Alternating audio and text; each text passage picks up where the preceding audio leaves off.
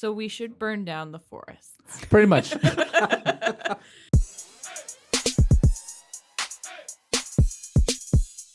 Welcome to episode 22 of the Humanist Agenda podcast. My name is Kenny. And I'm Rory. And I'm Sherry.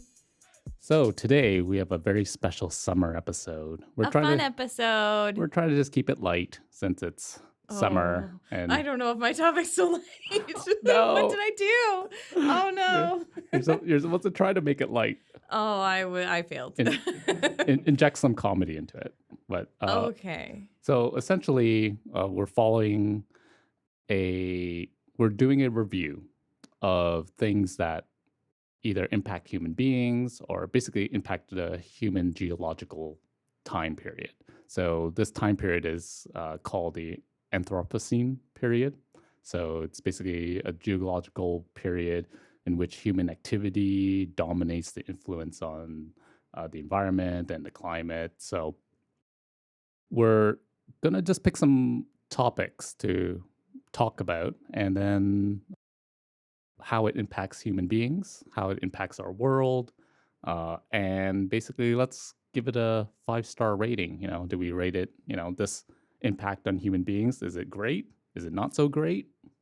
So let's see if we can agree on the ratings based on our topics.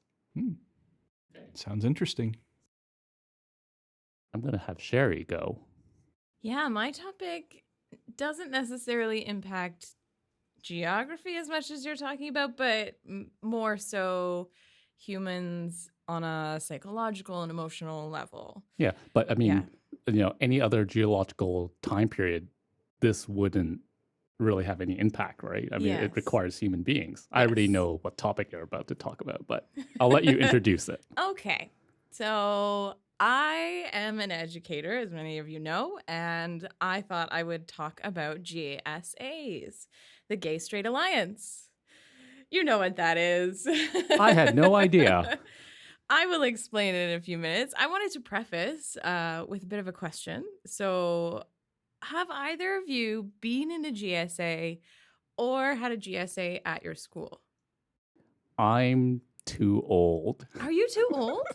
No. GSA, I don't think was really a thing. Like back when I was in high school, in my last year of high school, it was when I forgot the person's name, but that's when the Catholic school board banned this gay couple from going to prom. Right. And they made a musical about it. But I'll talk about that in a little bit. It was that time period. So no one really talked about GSAs during that time, and that was big news at that time. And I will have to say, I applaud that guy for pushing the Catholic schools to let him into prom, but he totally stole my thunder because I was not out, and I was going to come out at prom with someone, and he totally stole my thunder because when I went to prom, everyone thought I just copied him and wanted to get attention. I'm just like, damn it. I almost brought a girl to prom, but then decided against it because I knew my school was very religious and I just didn't want to deal with it. So I decided not to. Also, the girl I was going to bring was a bit of a flake, so that didn't work out so well. What about you, Rory? You're a bit older than me, so I don't know if you had a GSA at your school. I can certainly confirm that there was no talk of GSA when I went to high school. It could have been due to the time. It could have been due to the location. I'm from a very small town, as you may know. Mm-hmm. The whole notion of homosexuality really just exploded to me when I went to university. So that was my introduction to not only have many gay friends, but just the idea of the oppression of homosexual people. My school also had a problem with gangs, so that was more of a concern. Yikes. Oh, no. My goodness. Where are you from, Kenny? I'm from Scarborough. Oh, okay. The Scarb. Yeah. So my school did have a GSA, and they started it, I think it was my last year there. I remember it was very contentious because we had a lot of, there was an actual religious club at our school, and it was a secular public school. And we would put up posters in the hallways, and people would actually tear down the posters. Yeah, it was not so great. Today is much better. And I actually got to volunteer to help out as a teacher to supervise the GSA at the school I was working at recently. So it's So, much better. so what do people do at these GSA meetings? Like, or I mean, students get together, and what's really the function of GSAs? Yeah, so a GSA, the Gay Straight Alliance, is an organization in schools where LGBT and heterosexual students can come together to provide or promote counseling and support, safety, visibility, education, and advocacy. So they do things like socialize, they find support, they may create and distribute some LGBT materials, or they could organize school-wide events, so things like the Trans Day of Remembrance or the Day of Silence. And they also might connect with other schools in the larger community, so they find a larger sort of community there for support. Originally, they were created to help students to support each other to confront bullying or sexual harassment, but they have evolved into more advocacy. So GSAs may advocate for things like gender-neutral bathrooms or more training for teachers on how to degender your language in the classroom, those sorts of things. So each person who comes to the club may decide to have a certain purpose that they want, and it might be different from everyone else. So one person may want to join to support their LGBT friends. So there are heterosexual people that can join. It is a gay straight alliance. And others might want to raise awareness of inequality. Some may just want emotional support as they're coming out. It is a very pressing time where students are going through a lot of hormones and they want to come out and they want to express themselves. And yeah, so that's sort of the short version of what a GSA is. Has there been past like oppositions? Yes. So I'll get into the history of the GSA. So they began in the late 1980s in Los Angeles and Boston in the United States, where the first documented union was tracing back to 1988, which is really great for the US. In Canada, the first GSA was found in 2000. So we're a little bit further behind on that, but that's all right. We have a lot that comes into our path as a barrier. So within Ontario, we have a policy that protects students' rights to form GSAs and allow them to be called a gay straight alliance. And there's also a policy around how school boards must assist staff in supporting students who wish to spearhead and participate in GSAs, or other student-driven initiatives that promote understanding and the development of healthy relationships. However, there's been a lot of bumpy road in terms of getting there, because we in Ontario have the Catholic School Board, which is funded publicly. What a great thing to have. So they have come out and publicly argued against GSAs. That's the wrong kind of coming out. Yeah, definitely the wrong kind of coming out. They have argued that GSAs undermine the moral and pastoral authority of the Roman Catholic Church and the guaranteed religious freedom that is granted to Catholic school boards under Section 93 of the Canadian Constitution in 1867, which allowed them to have their own Catholic school board that is funded. Yeah. So Catholic schools were denying students the ability to form GSAs because it went against their fundamental religious freedoms. So student activists and Queer Ontario, which is a group, came together and they called for the Ontario Ministry of Education to enforce the law that I just spoke about. And they persuaded politicians to develop the Accepting Schools Act in 2012. Which legally enables students to create GSAs and they name them as such in all publicly funded Ontario schools. So that's kind of the history around it. There has been a lot of contention there, which we can talk about when I get to my in the news section, but we can talk about why it's necessary first. Because a lot of people might say, gay people have it so easy now. They have marriage, they have everything they want. People aren't against them and stuff like that. But it's really not necessarily the case. As an educator, I've been in schools that have every school has some students that maybe use gay as a slur or stuff like that, and it's still happening. Not quite as much. I feel like when the three of us were younger, it happened quite frequently, and things have changed a bit, but it is still happening. The issue of tearing down posters for GSA is still an issue. It was an issue in the school that I worked at where I supervised the GSA. So things are still happening.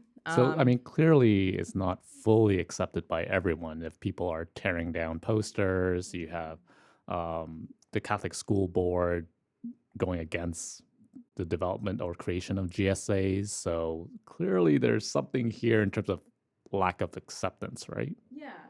Yeah. And the education system needs to provide a diverse curricula and pedagogy. So GSAs are instrumental in helping create that and encourage that as well. And it has been shown that when there is inclusive language or inclusive topics in classrooms, schools have a better school environment and people are more positive towards LGBT people. So people feel safer at schools. There's less victimization. There's more supportive teachers and a greater sense of belonging. And that's sort of the environment that schools want to encourage. So schools with GSAs are really important to the school culture. So, however, Catholic schools, they often avoid queer topics due to real or perceived pushback from school administrators or school boards, especially because they believe that's what the Catholic Church is pushing on them. So even if they don't believe that, they may avoid talking about it because, the Catholic Church is this big umbrella of scary. Do they do like sex education? Are they just afraid of talking about sex? Or is this clearly they've isolated, anything about gays or lesbians is basically off topic? Well, they are mandated to follow the curriculum provided by the Ministry of Education in Ontario.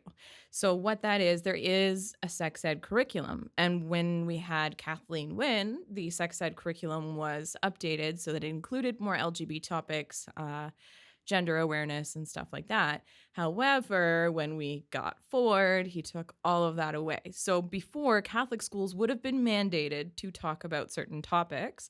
However, now, because of the religious pushback and influence on Ford, it has been taken away. So they would just avoid talking about it.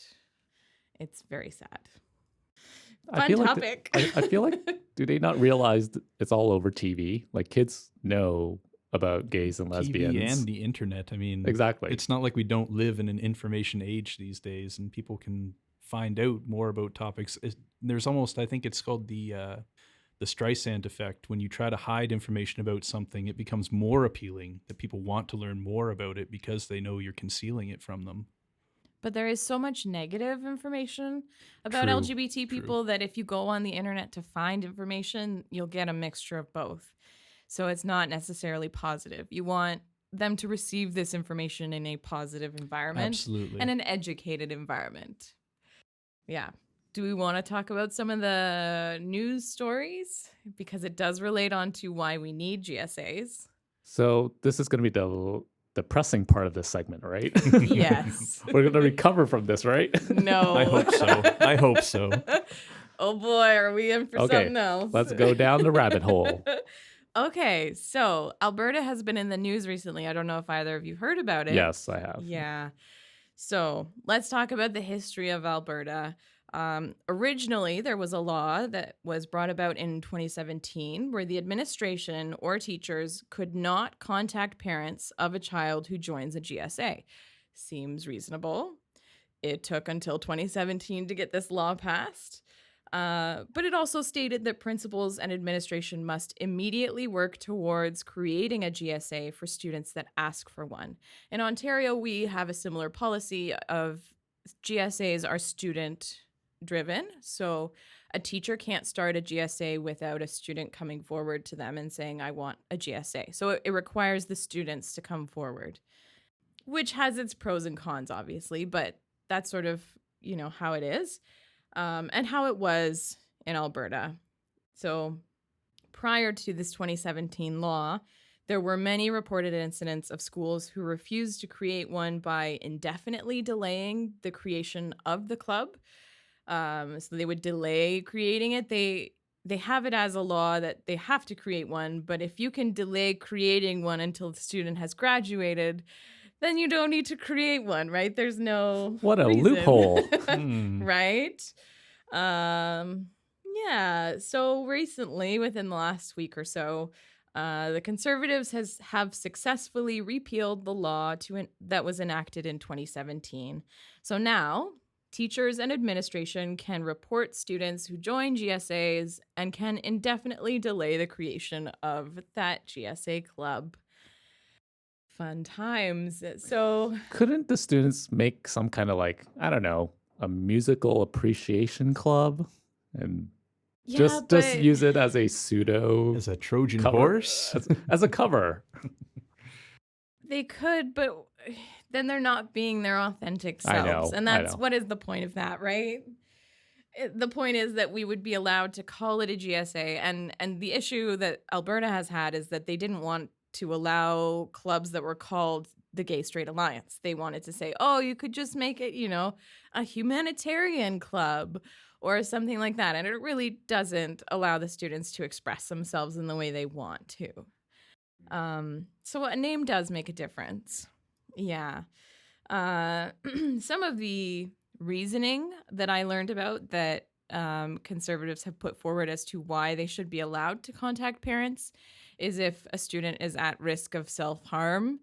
And they would, I guess, include that the student is attending a GSA club, which is bizarre, but okay, because they are allowed to contact parents if there is a self-harm risk.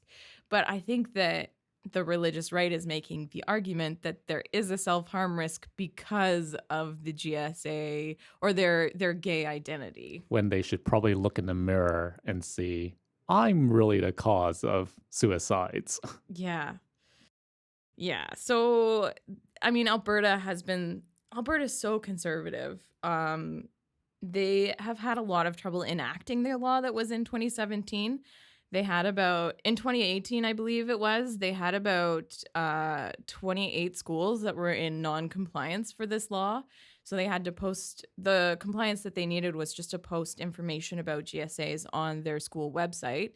And there were 28 religious schools that were not doing that. And these religious schools or charter schools, they're 70% funded by the province. So 70% of your taxes in Alberta are going towards, or not, 70% of your education taxes are going towards these schools that don't support GSAs. And also in 2017, 2018, there was a principal who was suspended for refusing to allow a GSA at his Catholic school. He was reinstated after 9 months as a teacher at that school. But it's still happening, and it still happens after the law was enacted. So there's clearly a need for better laws around this. Better laws or better enforcement, stiffer penalties to violators. For sure. Also, in May of this year, Thames Valley District School Board, which is our London school board, along with school boards across Ontario, flew the pride flag on the International Day Against Homophobia, Transphobia, and Biphobia. However, the Catholic School Board, which is separate from our public school board, but is still publicly funded, in our region and many others, said no and refused to fly the flag. And flying the flag it's a show of equity and inclusion, and it shows your students that they are valued. And I understand saying like, oh, it's just a flag and whatever, but it's not just a flag. It's a statement showing your inclusion. There was also the issue that Kenny brought up last year. The Thames Valley District School Board and the Catholic School Board pulled their funding from a play called Prom Queen, which was a musical. Now, typically, the school boards fund the musical that happens every year. So the high school play gets funded by the school boards, and it's completely cast with high school students.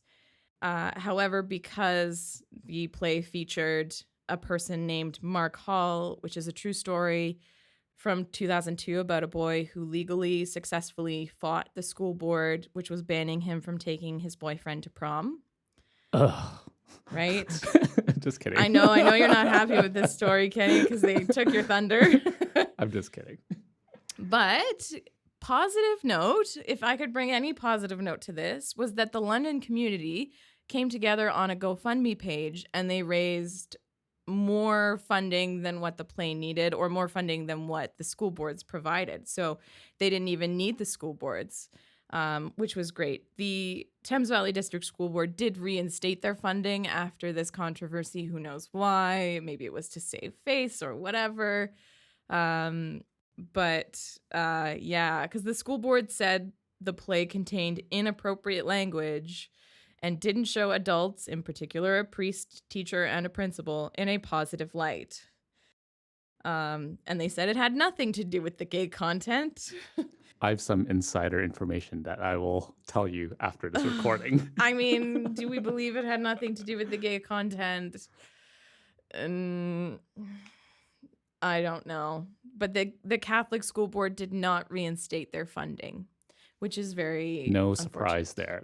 No surprise. But it's, you know what? It's so sad. And it brings you back to this idea that we are publicly funding a Catholic school board when we shouldn't be, because they go against the values of Canada. The inclusivity, the diversity, all of that. Like, I feel like those are Canadian values, and we shouldn't be funding a school board that doesn't value those things. Okay, so how do we stop this? Stop this funding. Stop the funding? Yeah, to the Catholic School Board. Oh, stop the funding. Oh, God. We would have to, as Ontario, instate some laws because of the law that I told you about earlier, where Catholic school boards are allowed to be created in Ontario. We would need to go into the Constitution and make changes. Now, other provinces have done this, so it's not impossible. Exactly. There's precedent because other provinces have done this. Yes. Which ones have? Do you remember? If you give me a second. To retrieve something. To retrieve my phone and iPad. I'm not super careful with this thing. I apologize. Sherry was a little too excited and threw her iPad against the wall. I get so excited about these sorts of things. I'm so passionate because I'm an educator. It's really something that I'm passionate about. I mean, I'm not allowed to teach in the Catholic school board because I am not Catholic. I would have needed like a letter from a Catholic priest that I attend Catholic churches. You're a deviant. That's wrong, Can you right? get like a Catholic equivalency letter from someone? Like, he's Catholic or she's Catholic enough. Maybe it's like a petition. You need like 10 signatures from Yeah. Catholics. Is there a loophole that we can exploit here? There is a loophole, I think, where I could have taken a world religions minor or something like that, where I could teach in a Catholic school. But why would I want to teach in a school that doesn't believe in my sexuality and would, I don't know, would open me up to such criticisms? Like, it's insane that I am losing out on work because of a school board that doesn't support me. And we live in Canada where you're not allowed to be discriminated against. They're just afraid you'll spread the gay. So yeah. First it's the frogs and then the children. It starts with the frogs. All right. So currently there are 6 of the 13 provinces and territories that still allow faith-based school boards to be supported with tax money. So Alberta, Ontario, Quebec, Saskatchewan, Northwest Territories, and Yukon. To grade 9 only, I guess, for Yukon. 1997, Newfoundland and Labrador voted to end the denominational school system, which is really great. I mean, they are a very religious province, so I'm shocked that they have done it before we have. Yeah. Well, one day maybe. One day. Would you like my star rating for this? Yes. So GSA. GSA, 5 stars.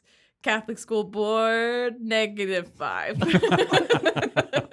It's only a 1 to 5 scale. So Also, Alberta. Oh, if it's a 1 to 5, fine. Then I will give it 1. Alberta gets 1 star because they have GSAs. However, this has opened them up to so much controversy. So many kids that are going to be left in the dust because they'll be too afraid to join GSAs. Yeah, do you agree? 1 5 for star? I'm a bit unclear about the 5-star rating. How do we show is low stars negative and high stars No. is positive, or It's is only 1 to 5. You get to pick Yeah, so 1 to 5. So 1 star is The very lowest. lowest you can do. 5 stars the highest. For 5 stars, I would give GSAs 5 stars because I think they are very beneficial to When you say Alberta, are you talking about the whole province? the Alberta conservatives. Okay. Because I feel like Alberta as a province, I wouldn't give it 1 star. It's quite beautiful. It is. No, I'm not hating on Alberta. They are a beautiful country, but Province. sorry, they are a beautiful province, but I just don't think that the conservatives are welcome in this country. Get out, please. I'd give GSAs 5 stars. Of course. I mean, I'm right there with you. As long as 5 stars, and this is what I was trying to get at, because there's positive as well as positive, negative, and then there's impact low and high. So You're overthinking this. 5 stars is good. 5 stars on the positive side for GSAs. Exactly. Absolutely. Thank you, Rory. We don't need to make a matrix and figure out impact. It's already versus- a matrix. You're just not acknowledging the matrix.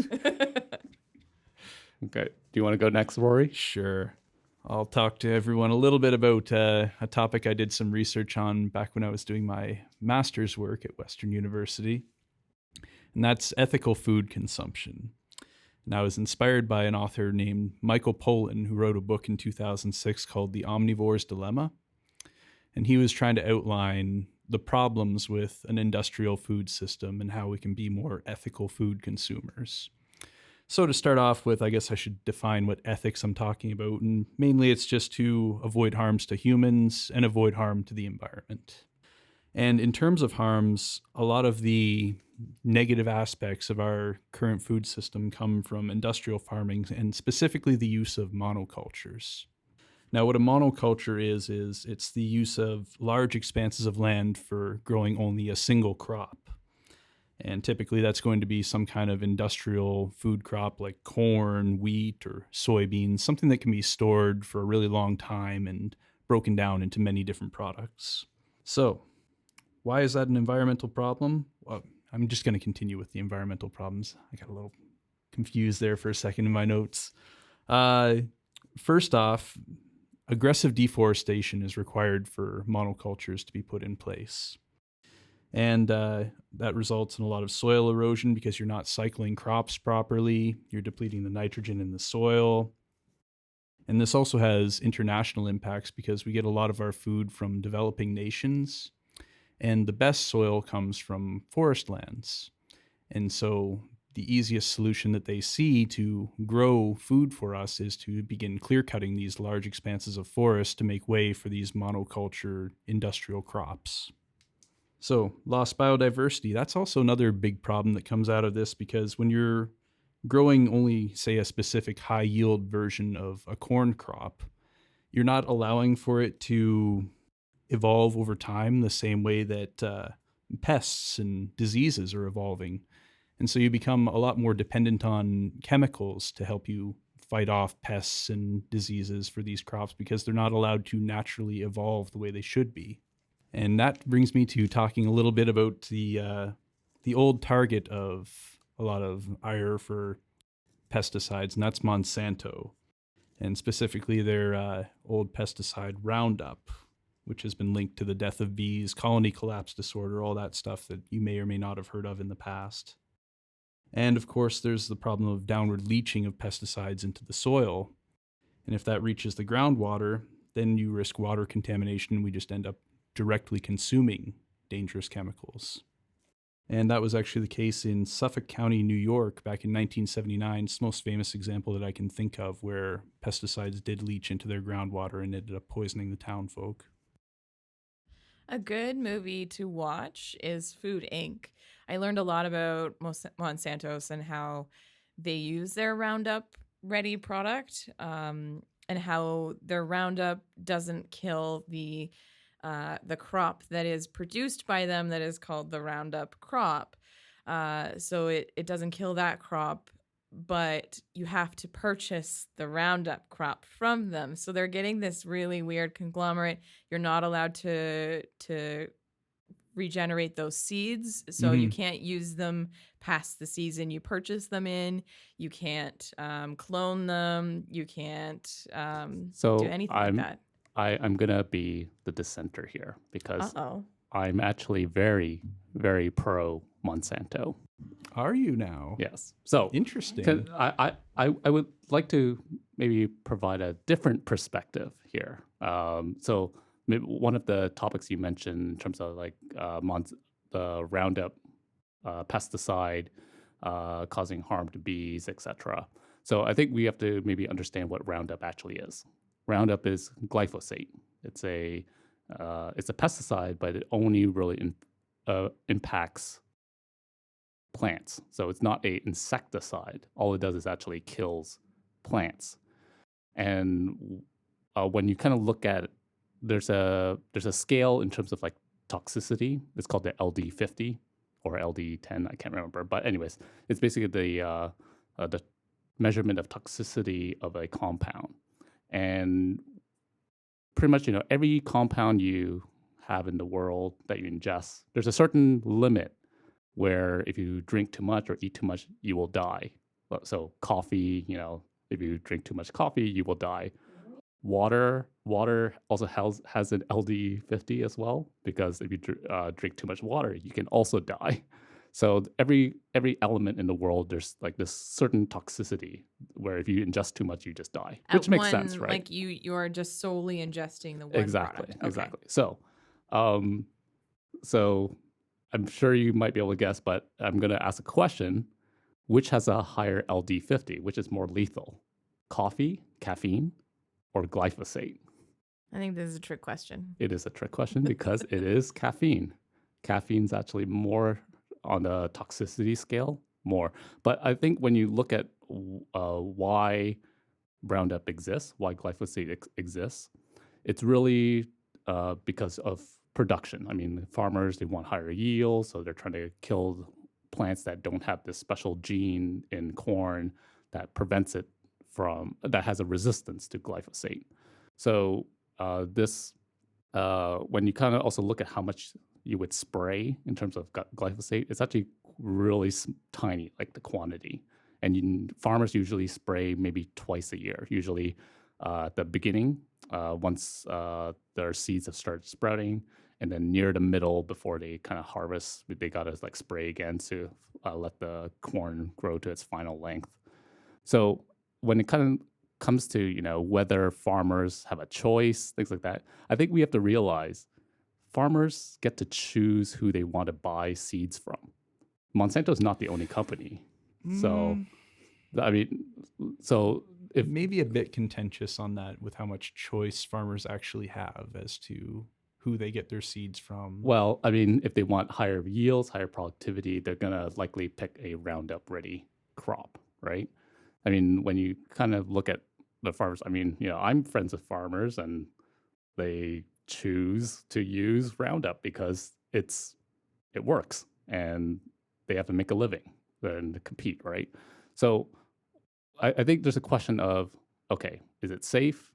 It's pretty safe. I mean, when every study out there on Roundup, it's totally, totally safe. There's only literally one study in the entire world that has shown glyphosate is causes cancer, and it's the only study that keeps getting Sure, repeated but over and over moving again. us back to the bees for a second, the link seems to be there between the use of herbicides, pesticides, and colony collapse disorder. So, what is it? Is it just that the plants that the bees need are being killed off, or why Actually, is this safe chemical causing I so think much you should harm? actually look up colony collapse, because I don't think the survival rate of bees have kind of fluctuated up and down.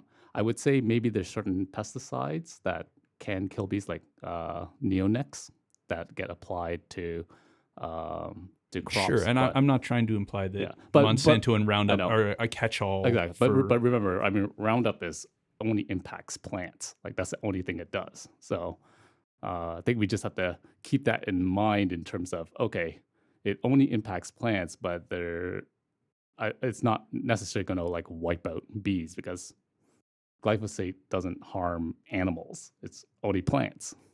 It's been designed that way. I'm unconvinced, but I respect that you've brought a new insight to this that I hadn't accounted Well, for. And well, if you don't believe me, there is a documentary that Neil deGrasse Tyson, Bill, the science guy, Bill Nye. Bill Nye. I mean, they were in it. They talked about GMOs, Roundup, and yeah, I mean, it's a different perspective to like Food Inc. Because Food Inc. has a certain perspective. I can look up this other documentary, but and I'll put in the show notes. But I mean, the other documentary, you have prominent scientists like Neil deGrasse Tyson. I mean, all these trusted people that we would rely on, telling us why GMOs are safe, why it's potentially helpful for climate change because it solves a even lot if of the use problems. of a genetically modified crop resulted in a loss of biodiversity, they're claiming that is safe? No, because so we also have to think about, where does all of our food come from? None of our food that we eat today comes from nature. We've always engineered everything we've eaten. Like when you look at broccoli, broccoli doesn't exist in nature. Sure, the variety of banana Yeah. that we eat does That not grow naturally anymore. exactly. I mean, nothing. Everything that we eat is technically a genetically modified food, because we have spent decades, or sorry, centuries, kind of modifying it over and over again. So I would grant you that there's definitely some concern with monoculture and having pests evolve to kind of With the destroy it. loss of biodiversity is still a present threat. It's a present threat, but I would say with GMO, it's less of a concern, because we're able to engineer countermeasures against pests. Well, if it's less of a concern because we're seeking out synthetic ways to combat But it it, doesn't. It doesn't have to be synthetic. I mean, for example, every papaya that you would get from Hawaii, for example, is genetically modified, because there was a virus that was attacking the entire crop. It would have wiped out papaya off of Hawaii if they did not genetically modify the papaya. So papaya itself, especially from Hawaii, there's all of it is genetically modified, because without it, we would never have papaya ever again. So I mean, the same threat is with bananas as well. Banana, there's kind of like one single species yeah, that's it's on the cusp. If it's you're doing exactly like endangered species lists, then exactly. So they're engineering like bananas and plantains to resist certain diseases in Africa right now. Another popular one is golden rice. So vitamin A deficiencies, a big issue. Like 500,000 children go blind every year because of vitamin A deficiency. So they've engineered vitamin A into rice. And right now, Greenpeace is against GMOs and have been trying to shut down this golden rice project. Whereas you have Bill and Melinda Gates Foundation, you have like over 100 Nobel laureates writing a letter to Greenpeace to tell them to stop, because they need to get this engineered rice into the community to prevent blindness and death from all these children. I feel like there's an unnecessary fear around consuming GMOs. And I don't know why that is necessarily, because if like you've probably eaten a GMO in your lifetime if you've eaten seedless watermelons or whatever, because we have been doing it for so long, but we've been sort of using plants to I guess mate with other plants so that they can create a I new think, plant. yeah, I think there's multiple arguments because there's the GMO argument, and then I think there is a valid point around like sustainability. Like when you talk about monoculture, I mean, having GMO doesn't really solve that problem in terms of removing nutrients from the soil. I mean, GMO is not going to solve that. So there's solutions around where you can maybe like rotate crops, plant crops more efficiently in terms of in terms of the seasons, so that you don't have to deforest and get more land Deplete and rely more on exactly fertilizers and things like that. I mean, like, I think there's definitely an argument in terms of like having to rely on artificial fertilizers, I mean, phosphorus, for example, is not renewable. Like, once phosphorus gets into the water, it kind of disappears, and it's really hard to get back into the ground. So I think there's definitely arguments around that. But for me, I would say I'm pretty pro GMO, and I think there's some valid solutions that we can solve with GMO and controlled pesticides to an extent. I mean, I would agree you can't just like spray everything to death, Sure. but I think that there's a method of at least optimizing the use of pesticides, optimizing the use of GMO, and there's a play. It doesn't negate the fact that we have organic foods, which is perfectly fine, and you could have organic foods and conventional foods kind of commingling. And we have to realize that organic foods have some consequences because the pesticides used in organic foods tend to have a higher lethality than traditional pesticides as well. Mhm. So I think I'll pass the documentary on, but I mean, the documentary also has this couple. One of them's a conventional farmer, the other one's an organic farmer, and you can kind of I mean, they live together. They kind of understand the differences between the two types of farming and why they complement each other. And I really do appreciate that you've brought this perspective in, because I don't think it's a good idea to ever paint with too broad of a stroke and say all GMOs are bad or good. I mean, certainly you've brought to light a lot of the more positive things that we can do with GMOs. Of course, on the negative side, you've got the idea of companies creating suicide gene seeds that are going to self-terminate after one use and force the farmer to repurchase everything. You know, there's a dark side to this too. But in terms of just saying all GMOs bad, all GMOs good, we have to get away from that. We have to acknowledge that there's a large gray area. Maybe something a little less gray that I'm also covering in this, and kind of a byproduct of monocultures, is, you know, we grow a lot of these crops so we can use them as feed for animals that we keep in what is called a concentrated animal feeding operation, or a CAFO. Now, I don't know how much you know about CAFOs, but any defenses that you can conjure to Nope. I mean, meat takes up so much resources to make. I mean, the amount of water and corn, for example, to feed an animal is just, when you kind of look at it even from a unit process standpoint, it's almost like a waste of resources because you're taking so many calories from the plant. That's absolutely and then what it extracting a little bit of those calories to then be ingested in the meat. So, I mean, the calorie balance is kind of a little off there. The preference for meat consumption just causes such a loss of energy between raising these cattle, and then, of course, there's not even mentioning the abhorrent conditions that these animals are made to live in. But then by the time it reaches your plate, it's gone through becoming an animal, becoming a slaughtered animal, being transported to wherever it needs to go. It's so wasteful. Huge carbon footprint. Exactly. But we'll move a little bit away from environment and target the other ethical aspect that I wanted to talk about, which is how industrial farming is hurting people, specifically and directly. And the most direct thing is it means we have a diet that consists principally of corn, wheat, soybeans, rice, milk, of course, beef and chicken, beer, and peanut butter. Did you say beer? Beer was among the list of things that we principally consume. Yes, indeed. I'm not surprised. Are you? Well, I'm not a drinker, so I'm just like, what? Oh, I Beer have is a a. huge industry.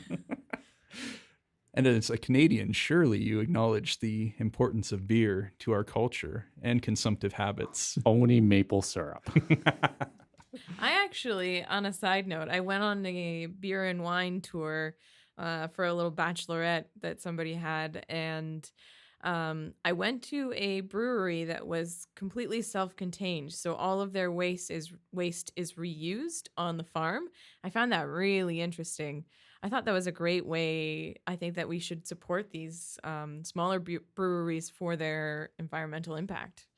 Absolutely. There has to be a way to acknowledge companies that are doing the right thing, and it deserves lots of public attention when they are. I almost forgot. I'm going to wheel us back a tiny bit because I had a couple of fun questions that I was going to ask just to see if you guys know the answer. If you had to guess, what would you say is the largest industrial crop grown in the world? Corn. Soy. It is, in fact, sugarcane. That makes sense, actually. That makes sense. Corn pops into your head. I mean, especially since it's multiple uses, both as direct edible and as high fructose corn syrup. And wait, and is it sugar cane or sugar beets? Sugar cane. Okay. Is the Interesting. largest industrial crop in the world. I would have thought corn because corn goes into everything now. But our sugar industry is huge. That's the thing Yeah. compared to other Yeah, foods. that's true. But I don't know. I found out that corn goes into things that are not edible. So like I heard batteries. No, corn. A lot of it goes into like animal feed. Like that, Yeah. that's the There's that's a the very bulk of good it. chance Yeah. that corn is number 2. If I had to guess, I don't have it written in my notes. Yeah, it's animal feed, and maybe a little bit goes into like ethanol production, but mostly it's like animal feed. Yeah, that's true. My second question is, if you had to guess which crop receives the most government subsidies out of any crop, Soy. Wheat. I'm saying wheat. should have stuck to your guns. It's corn Oh. receives the most. I was gonna say corn, and then I was like, no, I used that on the last. I know. I was question. like, can't be that You easy. sabotaged yourself. Well, I thought maybe wheat because bread gets subsidized. Yeah, I didn't know. I can see that happening as well. I mean, to me, like all the primary crops, it's subsidized. There's no way it costs this much to Yeah, make. exactly. So now we're going to return back to people a little bit and away from the growing of crops. So a lot of the problem comes from this mismatch we have. We have a low cost of high calorie products because we're getting them all from things like corn, very calorie intensive things. And then we have little opportunity to spend all that extra energy given our current lifestyle and the amount of time constraint that we have to, say, go to the gym or take a walk or get in enough physical activity to burn off all these extra calories. And so enter the obesity epidemic and enter all kinds of negative health impacts that are all resulting from the fact that industrial high-calorie food is just so cheap. And that also brings in the economic inequality aspect because cheap food is most appealing to the people who have fewest economic resources. They're also the people most likely to be stuck behind a counter, checking out your food items or doing other minimum wage jobs. It's expensive to eat healthy. Right? Exactly. So, And it's difficult even to get the knowledge to eat healthy. Like I find that's where I'm maybe lacking most is how do I eat the healthiest? What foods should I be combining? The food guide is always changing. Yeah, and I think that especially if you're a minimum wage worker, when do you find the time to research what foods are proper for you? yeah, knowledge, time, and economic resources, all these things that a certain class of people are at a deficit in. It's not only supporting the current structure of our industrial food system, but it's preventing them from reaching for that healthier lifestyle. Which is, of course, maybe where you can kind of see the way that ethical food consumption provided me with a bridge over to supporting basic income. Because I see, first and foremost, the need for, if we're going to rely on consumer democracy to be the way that we get people to live a healthier lifestyle or consume products that are made more ethically by better producers, people need the resources to be able to make a choice as opposed to always reaching for the only accessible product to them. I just thought that was a cool way to get a plug in for basic income in this fun summer podcast. Freedom dividend. Don't forget. The freedom dividends return. Mm-hmm. So basically, freedom dividends will help solve this food issue. They can definitely go a long way to help. I mean, they're not guaranteed to be a solution because the idea of a freedom dividend is preserving the freedom to choose whatever you want. And a lot of habits have but it gives, built up in terms it gives of people consuming more this kind of food. options. I mean, given the fact that healthy food is expensive, and when I if I need to go get something quick to eat, I have McDonald's, I have Freshie salads, and it's when you kind of look at the prices, you're just like, well. That's right. So room for experimenting at the very least will be gained by using freedom dividends. Also at the grocery store, I feel like. So if you're going to the lower end grocery stores like a Freshco or something like that, your fruit and your produce is a lot older than if you went to somewhere like Sobeys, where I feel like they try and get the freshest produce because they're not going to sell anything that's not fresh, right? So I feel like having the money to maybe spend at a grocery store that has fresher produce is really important as well. I mean, it's also the aesthetics. Food might be fresh, for example, and like no frills, but they do pay a certain price for the aesthetics of the food. A deformed pepper is more likely to go to a no frills versus a Sunripe, where all of their peppers are just perfect, even with no nutritional difference in pepper A and pepper B. But I mean, we like to look at food that looks good, and we want to buy food that looks good. So I can understand why someone, if they see something that looks a little not perfect in terms of the shape or color, I mean, they're not likely to buy it. Mm-hmm. Yeah. I do the same thing in my supermarket. I will pick up and put down several produce products before I just settle on the right one. I think there's also something to be said for access to local foods as well. So fruits and vegetables that are local, it may cost more to get to the farms, so gas money, or having to shop at somewhere like Sunripe that sells more local products. But the other issue with us living in Canada is in the wintertime, we're never going to get local fresh food, right? The local hothouse is about the best we're going to get when it comes to wintertime. Yeah. So, I mean, that's a downside to living in Canada. All in the winter, pretty much half of the year, our fresh foods have to be shipped all the way from Mexico. Mm-hmm. Oh, I have one more fun question that I can give you guys before I wrap up my ethical foods topic and we throw a 5-star rating or whatever star you feel is appropriate. Out of the following food labels, if you had to guess, which would you say is regulated by law?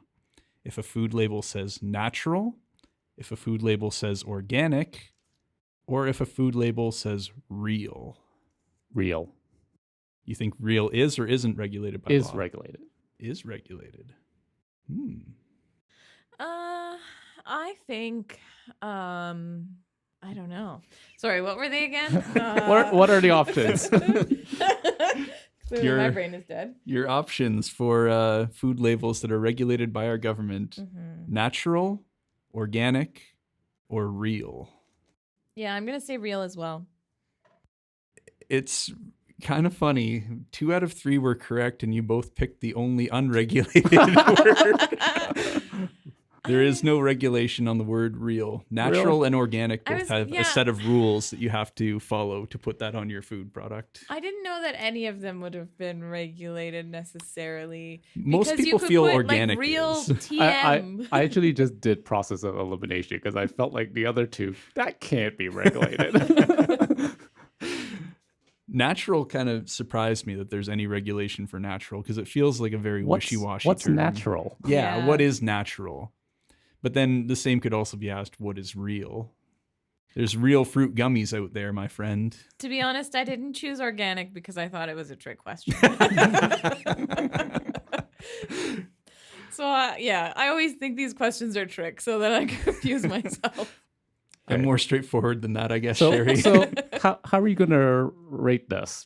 So What are we rating? exactly what aspect are we actually rating? Are we bringing the Matrix back out about No, rating it? no, we have to keep this simple for people. Simple and fun. What aspect will you be rating? I guess if I were to ask you, how important is it to you to consume food ethically? How much does it factor in your mind? How many stars does that rate in your mental process at the grocery store? For me personally, it would be right in the middle, 3. Fair. Are we talking a realistic number? Like when I go to the grocery store, I'm definitely thinking about If ethics, or I'm you definitely don't feel not. like divulging this personal information, you can make a more general, broad spectrum comment on the state of Canadian food consumption. I would, you know what? I'm going to say 3 as well in the middle, or 2.5, because that's halfway. Because sometimes I think about ethics and I really try and buy local, but then other times it's like I need something for dinner tonight and I need something that I can just pick up really quick. Yeah. And I can't say that I do anything more than that. So given the average rating of 3 and 2.5, I'm going to put myself also at a 3 for how conscientious I am about what I purchase at the store and what I consume ultimately. Yeah, I mean, it passes my. I mean, it jumps into my brain when I buy food, but I think it goes back to. I mean, there's an aspect of convenience that sometimes it's hard to avoid. And I think we just have to be a little bit realistic. We do live very busy lives. It's kind of the nature of our society now, and there's certain things that we can't avoid. I feel like it would be disingenuous of me to say a 5 when I still walk down to my food basics as opposed to take buses downtown to go to the local farmers markets. So I drive to my local farmer's market, so I'm not so ethical. trade one for another, Sherry? So the documentary I mentioned is called Food Evolution.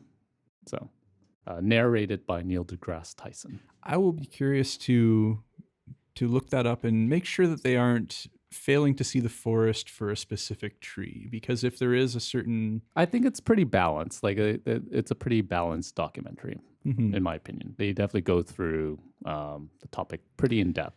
and I'm coming at it as a little bit skeptical, so be interesting. Yep. Okay. For my topic or my subject, I will be quick. So my subject is about Emblema americana. Have you heard of that before? Never. No. So, anyways, this creature is found in the eastern U.S. and Mexico. It's about 3 millimeters wide. By creature, we mean like bug. Yes. So this is gross. a species of insect that we were talking about. It's actually an arachnid.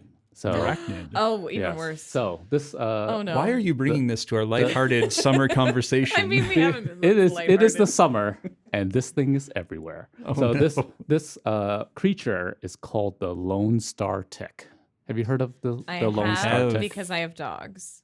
Oh yes, you Yes. should Is definitely this- know about the Lone Star. Is this tick. the tick that makes you allergic to red meat? Yes. Isn't I that saw that in the nuts? news. Yes. So this tick lays about 5,000 eggs, one female, 5,000 eggs, after it has a blood meal. Can you believe that? 5,000. How long does it take for them to lay these eggs? Is it just pretty much instantaneous? It's Pretty had a much blood 5,000 meal and all it's at like, once. there you So go. a blood meal and then it just shoots out. Exactly, pretty much. This is terrifying. Exactly. The So bug world is terrifying.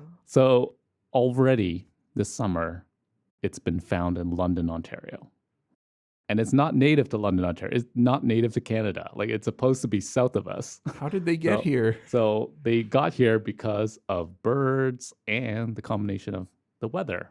It's warming up, right? So, I mean, what I find really fascinating about this tick is because it can cause this meat allergy. So this meat allergy is called alpha-gal allergy. So there's a sugar that's found in mammals, and it so happens to also be found in this tick. And when the tick bites you and its saliva gets into your bloodstream, your body reacts negatively to it. So your body pumps a lot of antibodies to try to fight it. And unfortunately, your body does not really differentiate tick alpha gal versus any other alpha gal that you might ingest. So the problem is, let's say you were bitten by this tick and you happen to develop this allergy. Anytime you eat any mammal meat, so it could be pork, it could be beef, within a few hours, you will get a very severe allergic reaction where like your airways could close and you could die. Like this is pretty serious. So I mean, it's crazy. Maybe this is another reason why you should become a vegan or a vegetarian. I was going to ask, would a full-fledged vegetarian or vegan just go about their daily life and never have any idea that they contracted this? Exactly. They would have no idea they even had this. They could just live no other adverse health effects, just red meat becomes deadly. Exactly. Mammal meat, to be specific. So pork, beef. What about animal products? So like gelatin and... I would imagine you could react if the alpha gal is still in there.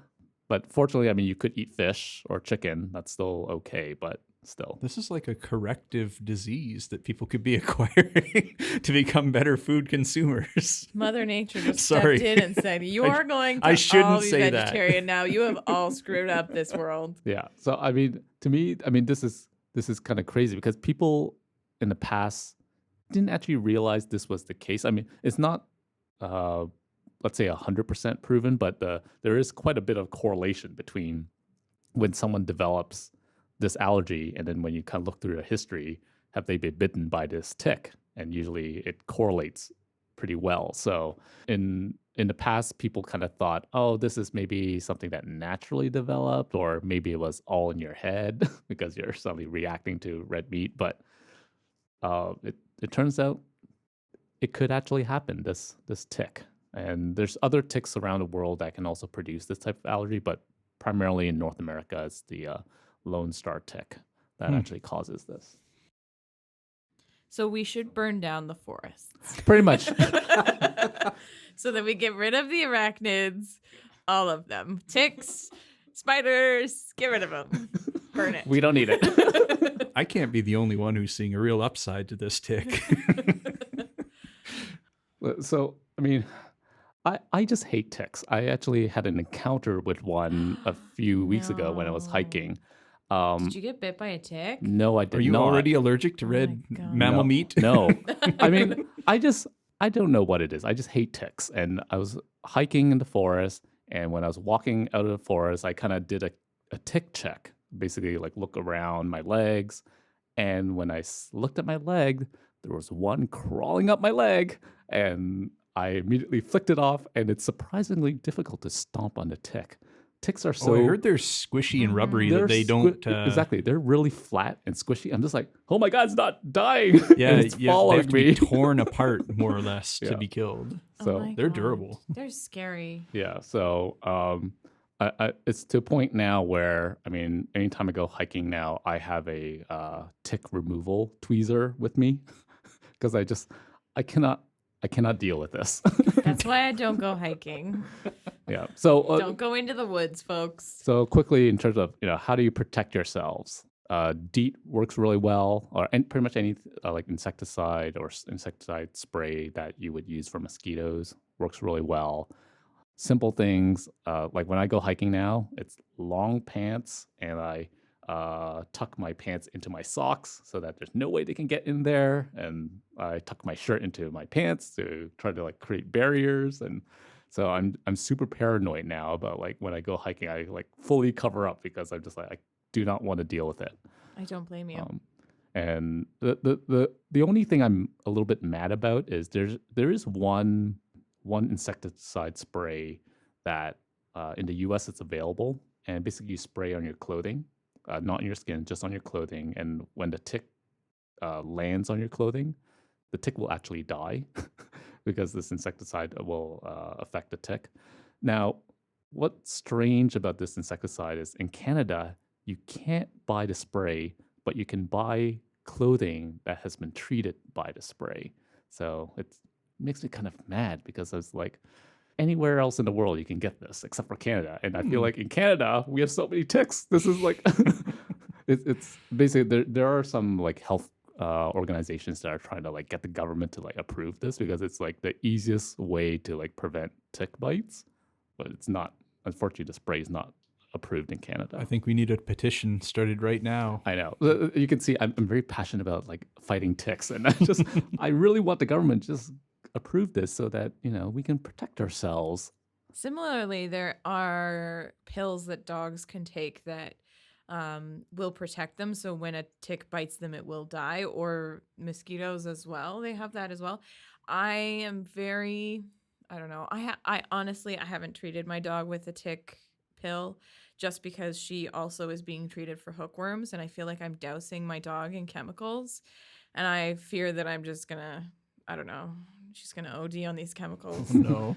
Yeah. Well, stay away. The other thing, stay away from long grasses. So that's ticks love to just like stand on grasses and like stick its legs up, waiting for you to brush by. And dogs have this really unfortunate habit of when they need to use the washroom, they like to plow themselves into the long grasses too. So they're like made to be vulnerable to ticks. My dog loves the long grass.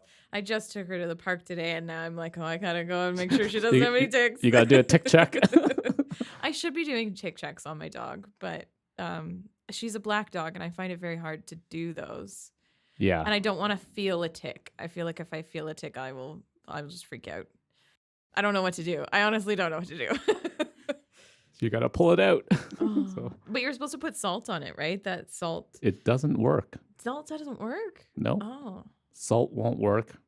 You got to like get a tweezer and pull it out. Tweezers are the only thing. Yep. Because I fear, because I know if you pull off the body, the head is still alive and still injecting. So being an expert of ticks now. Yeah, I'm trusting Kenny on this topic. You got to take the tweezer and you got to like put it as close to your skin as possible. And you're grasping the head and you're kind of like wiggling the head and you got to like wiggle it straight out.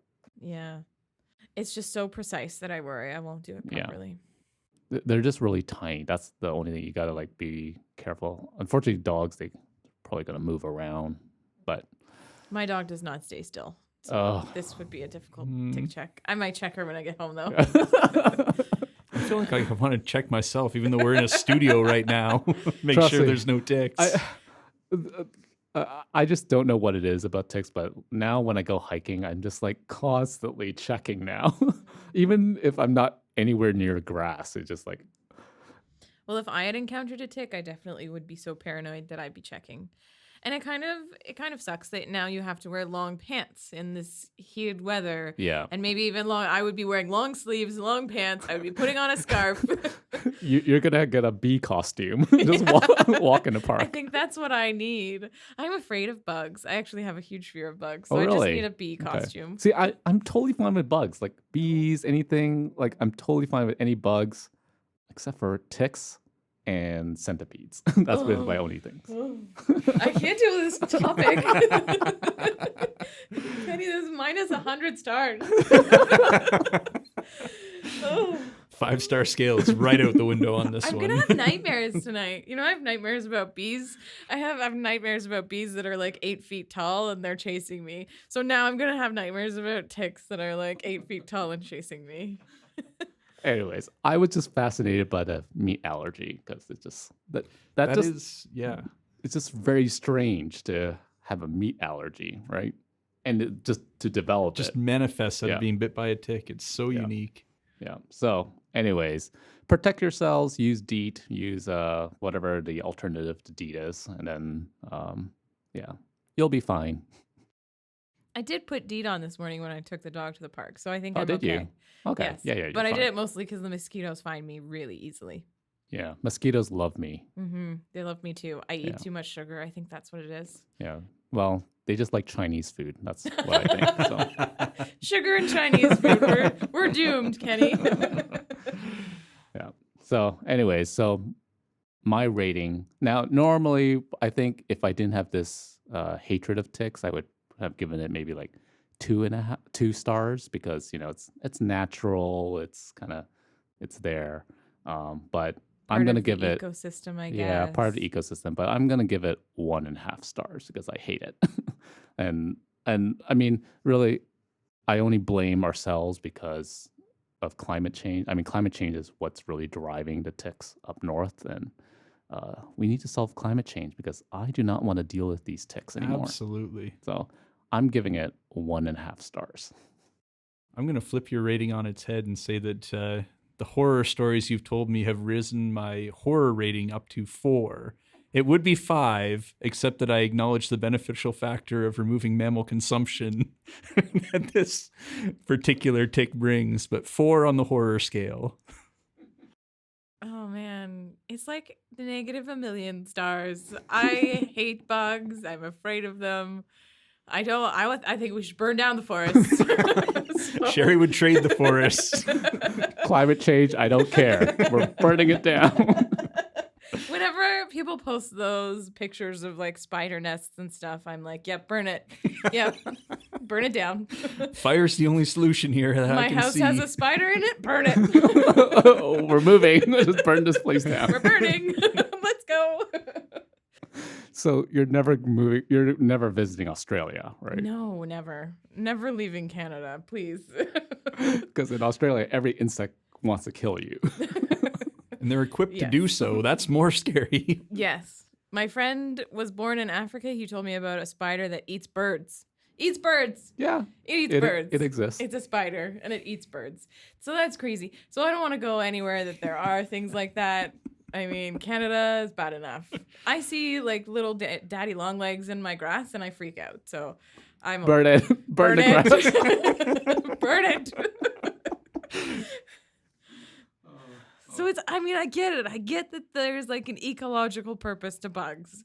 I understand logically that bugs are necessary, that spiders eat flies and other bugs that I don't want. And when I had little ants coming in my house, there's a little spider in the corner and I left him because he ate all my ants.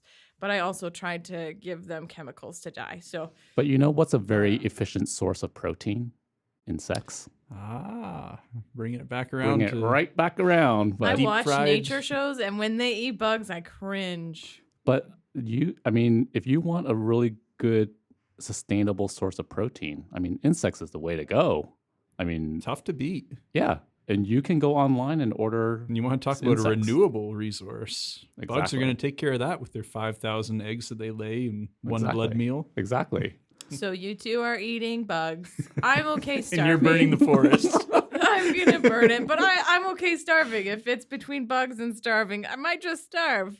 I'm You'll gonna, learn to love it, Sherry. Yeah, I'm gonna link you to a website of where you can buy like mealworms and crickets. You can like grind it up and make cookies. If it's indistinguishable as bug, like there are no cartilages or exoskeletons left to be consumed. I love What? the expression I got there.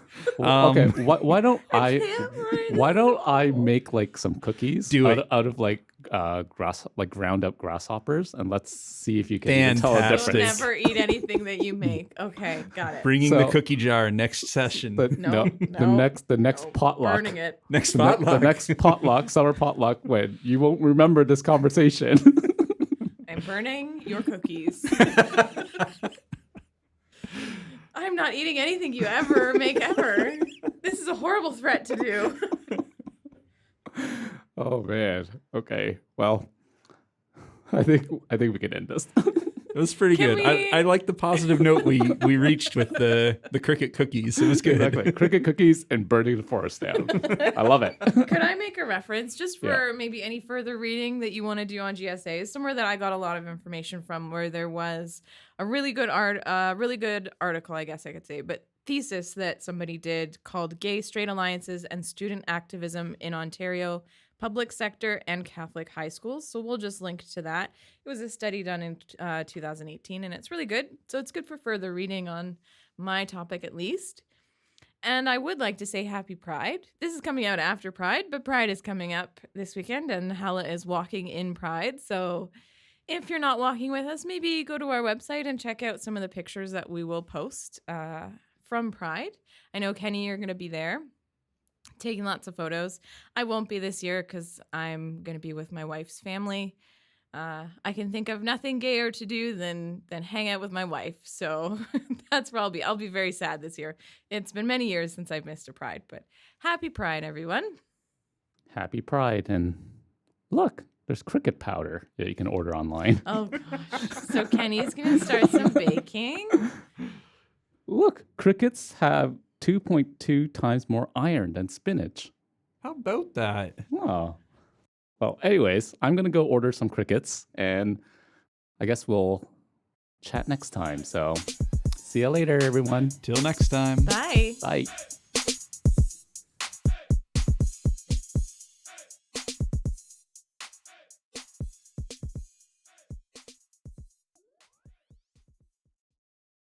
I almost brought a girl to prom, but then decided against it because I knew my school was very religious and I just didn't want to deal with it. So I decided not to. Also, the girl I was going to bring was a bit of a